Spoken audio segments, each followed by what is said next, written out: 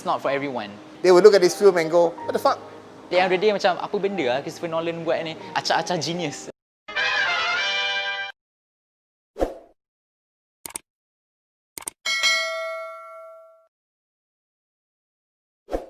Saya Faris Osman dari BuzzPopTV. Saya Hasib dari Rekaman Filem. Saya Alif Ashari daripada kakucupure.com. Saya Iman Firdaus dari IG, Iman55Ian dan juga collaborate dengan Wayang People. I will watch this movie regardless of how the plot is going to be because it's a Christopher Nolan directed film. I think it is one of those very complicated and mindfuck movie that Christopher Nolan has ever done. He has done films that actually stimulate your mind, stimulate your intellectualism, but this one is the most complex, most complicated, most have to think and have to listen kind of movie. From someone who's a fan of Christopher Nolan, I like this film because it tests your intelligence. But I think for like a regular, movie goer, who's not movie buff, they will look at this film and go, what the fuck? This is not Nolan's best work. It's certainly his most interesting work, and it's certainly his movie that you have to watch more than once to understand. But I'm kind of divided. I want to watch it a second time, because it's a bit too complex and too complicated. Inception was a way better movie than Tenet. Inception was fun because he had a good cast, an ensemble cast. The pacing of Inception was much better than this. What I don't like about Tenet is it picked up too late in terms of momentum for the film. You had a good 5 minutes and after that it's all pacing is so slow. There's a lot to dilute. Tenet has much more exposition than Inception, but Inception was more like, poop, let's go. Let's do this, let's go. Let's go to this scene, let's go to that scene.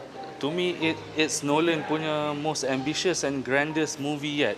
Macam his grand experiment yang paling kompleks lah. Even Inception, pun if you think Inception too complex, yang ni memang like 2-3 times more complex. I faham Tenet ni is Christopher Nolan's most ambitious film yet. But saya rasa Inception, saya suka cast dia lagi. It's a film yang complete lagi in a sense of cara diorang build up tu, the development of the story tu betul-betul. Macam Tenet is a film yang a bit tangled lah. Macam ke sini, dia berselirat sangat. Tapi kalau Inception ni tak. Inception dia macam satu, dia lagi senang nak faham. Kalau 2011 buat cerita Tenet ni, saya tahu orang nak cakap apa. Macam dia terus macam abrupt tau. Terus dia loncat macam, at least ada Inception, Interstellar, ada Dunkirk, ada Tenet. So people know macam, kita dah level ni.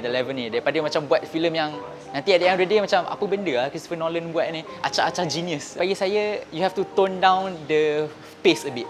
Kira macam cerita dia pak macam Aaron Sorkin tau. Macam kita tengok Social Network, Molly's Game, jenis yang kita tak boleh nak tunggu, nak proses dia, tak boleh. Dia macam bagi. Dia ada skrip yang sangat fast pace ni dengan terms yang memang susah nak digest ni. Orang-orang yang expect ni mesti cerita macam Kingsman ke apa kan.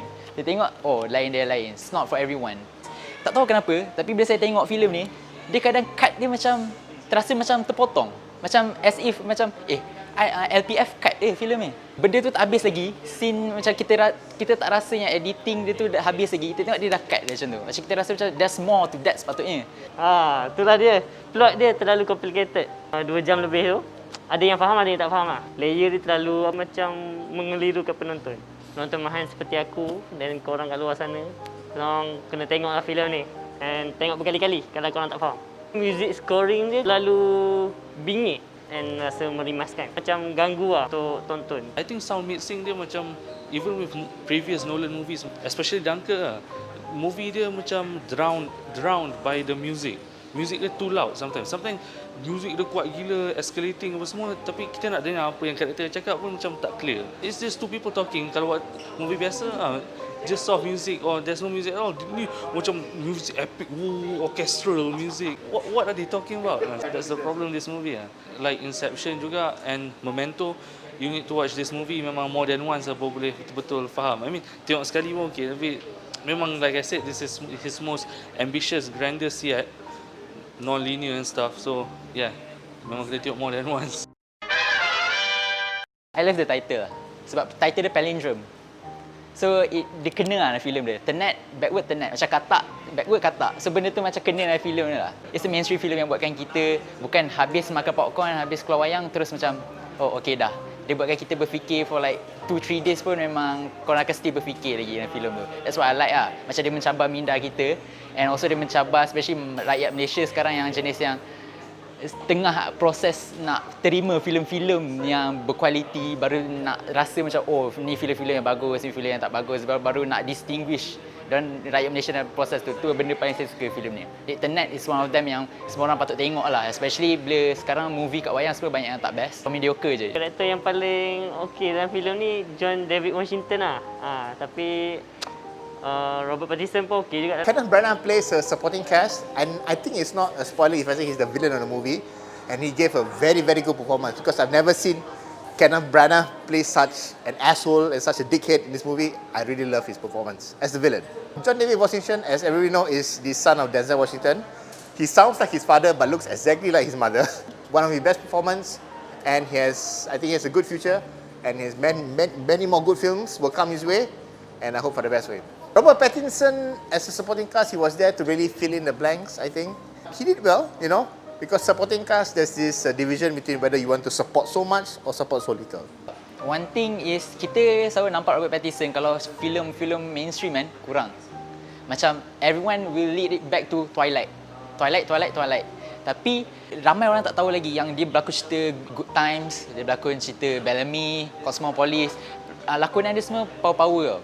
Dalam filem ni, Robert Pattinson akan membuktikan yang dia tu dah keluar daripada sekela Twilight tu sendiri. Saya kira ni akan membuktikan yang macam oh dia dah lain dah. Dia lakonan dia lain padu daripada yang cheesy romance Twilight film. Kalau korang baru macam tengok Robert Pattinson dalam Twilight and in nothing else, dia memang shine in this movie sebab over the years dia dah mature and memang acting skills dia dah improve banyak.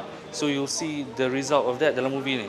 Robert Pattinson memang stand out, and Elizabeth Debicki memang emotionally, dia punya emotion, and even the main character protagonist tu, John David Washington, memang terbaik.